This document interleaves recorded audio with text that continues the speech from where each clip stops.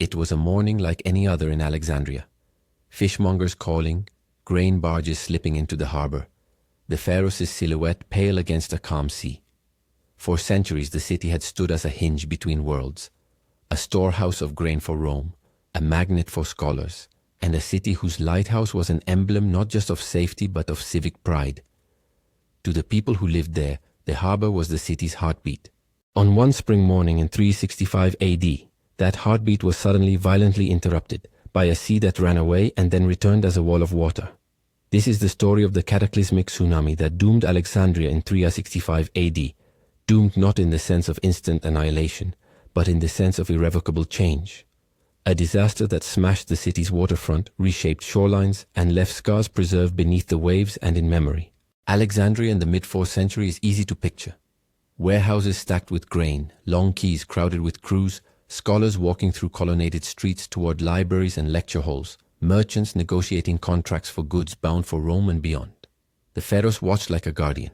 Its lantern guided ships into one of the Mediterranean's busiest ports.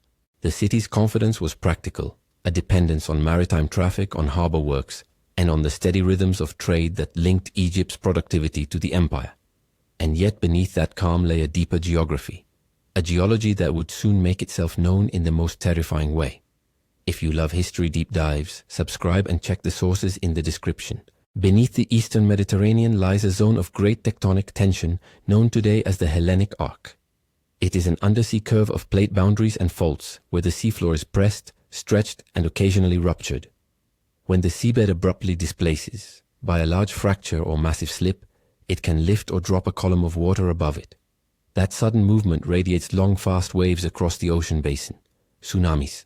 Unlike the wind-driven waves that run along a shoreline, tsunami waves have very long wavelengths and travel at high speed across deep water, often with little surface notice until they reach shallower seas. As the wave approaches the continental shelf, the same energy squeezes into a much smaller vertical space, and the ocean can either rise in a fast-moving wall or first pull back, exposing the seafloor. Modern reconstructions suggest the shock beneath the Hellenic Arc in 365 AD was extraordinarily powerful.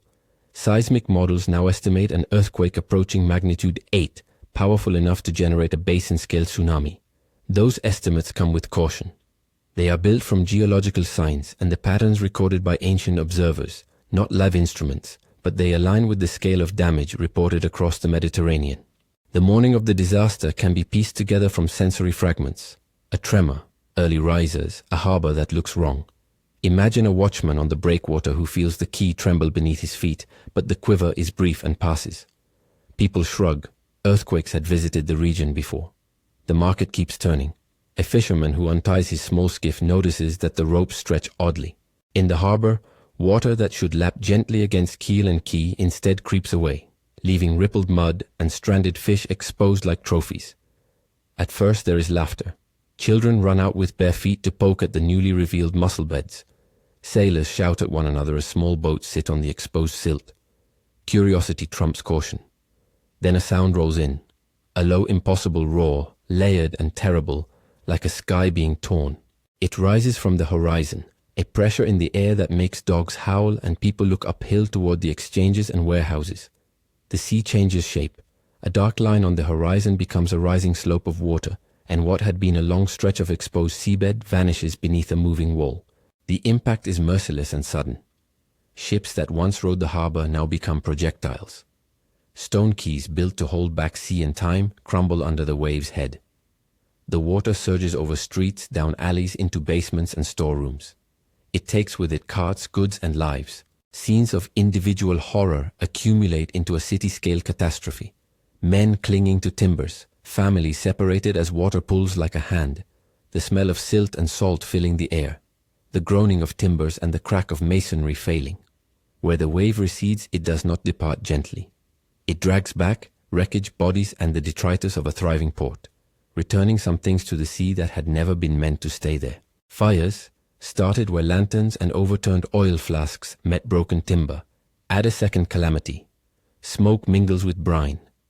In the aftermath there is a stunned quiet, punctured by cries and the scrape of people dragging ropes and stones. Salt forms a white crust on toppled columns and the edges of statues. It will remain a crystalline witness. Reports from across the Mediterranean, both ancient and modernly interpreted, suggest this was not a local storm. Islands and coasts felt the same violence. On Crete, geologists point to uplifted cliffs and exposed fossil coral that speak of sudden changes in sea level, features that modern scientists interpret as evidence of a strong seismic event and associated tsunami. Coastal communities in Cyprus and along the coasts of Libya and Sicily recorded damage in their own terms. These scattered testimonies, when combined with geological surveys and modern modeling of wave propagation from the Hellenic arc, offer a consistent picture. A major undersea rupture sent waves racing outward, striking shores far from the epicenter with catastrophic force. Still, every statement about scale and intensity is qualified by the limits of the sources. Historians and geologists use terms like estimated and suggests deliberately, because they are reconstructing an event whose only surviving instruments are rock, ruin, and memory. Among the surviving accounts is a narrative attributed in the transcription to Ammianus Marcellinus. That form appears in the transcribed sources.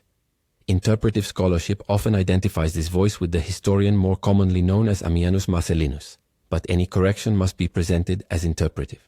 The transcribed account records the sudden withdrawal of the sea and the city's subsequent inundation, images that match the geological record. Ancient observers described the scene in terms they understood: omens, prodigies, the language of gods and fate, while modern readers translate those phrases into tectonic action and hydrodynamics. The intersection of these perspectives, eyewitness description and contemporary science, allows a fuller, though still partial, reconstruction of what happened. The immediate human toll is difficult to measure precisely. Ancient observers spoke of wide loss and lasting ruin. Later commentators inferred that tens of thousands may have been affected, but such figures remain estimates subject to debate. What is less controversial is the material evidence left behind. Archaeologists working in Alexandria's submerged zones have found toppled columns, fragments of pavements, port installations, and statues lying where, once upon a dry quay, they would have stood. Mosaics and carved stones survive underwater in patchy islands. Divers document anchors and the remains of ships caught in shelters and silt. These finds do not narrate names or precise moments. They whisper of a violent day and its consequences, and they anchor the written records to physical reality. The social aftermath is complex and long-term. Harbors are not merely trade routes. They shape the lives of thousands. Dock workers, rope makers, grain handlers, captains, and the merchants whose fortunes depend on the safe movement of cargo. A damaged harbor disrupts supply networks, creates shortages, and forces economic and administrative adaptation. Rebuilding is part engineering, part politics, part ritual. In the years after 365 AD, there is evidence, both textual and material, of reconstruction efforts and of commemorations that mark the disaster. Some civic ceremonies and mourning practices may have arisen or been reshaped in response to the trauma. The historical record hints at imperial involvement, but the details are often indefinite. It is safer to say that the city's recovery involved many actors and took time. Alexandria did not vanish overnight, nor did it return untouched to its prior condition. The catastrophe altered its coastline, its harbor facilities, and aspects of its role in Mediterranean trade. Centuries later, the sea that once overran the city became a keeper of its fragments. Underwater archaeology in the modern era has been able to recover hints of daily life: sculpted heads, carved reliefs, sections of paving, and the outlines of buildings now preserved under silt. The sea both destroyed and preserved. Organic materials rotted, wooden structures collapsed, but stone and mosaic sometimes lay in anoxic, stabilizing conditions that slow decay. Divers move through spaces where people once walked. Their flashlights reveal salt-crusted details that link past and present. These submerged neighborhoods are not complete narratives. They are archaeological hints that, together with textual testimony and geological analysis, allow historians to assemble a more robust account of the catastrophe. The memory of 365 AD has a double edge. On the one hand, it is a clear example of nature imposing limits on human endeavor. Monumental engineering, great warehouses, the proud lighthouse. None are immune to a sudden geological rupture. On the other, the story is also about resilience. Portions of Alexandria were repaired and reused. Civic life continued. Scholars kept teaching, and trade adapted to new conditions. Yet the tsunami left an imprint that was more than physical. Shorelines moved. Some harbors were silted or reworked. Patterns of maritime traffic shifted. In that sense, the event helped to rewrite the geography of commerce and the balance of vulnerabilities in the Eastern Mediterranean.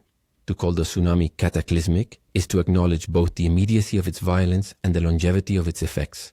Looking at the wreckage today, at mosaic fragments seen through green water, at columns that rise like submerged ghosts, one is struck by a melancholic clarity.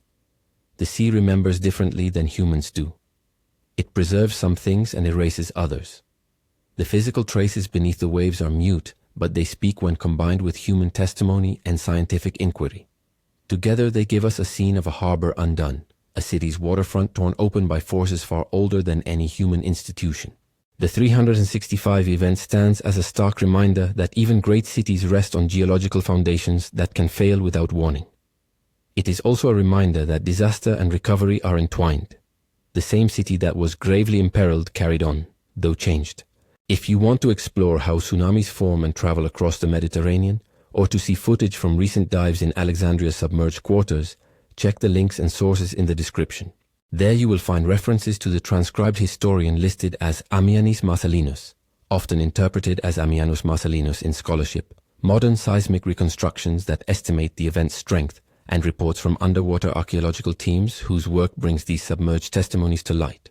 In the end, the sea that walked away that morning and then came back as a devouring wall left Alexandria with wounds both visible and hidden. The city was not erased, but a chapter of its history closed in salt and ruin. That is how a single cataclysmic tsunami could doom parts of a metropolis that had seemed unshakable. By remaking the very shoreline that sustained its wealth, by scattering its harbor's life into the deep, and by changing the map of human possibility along that coast for generations.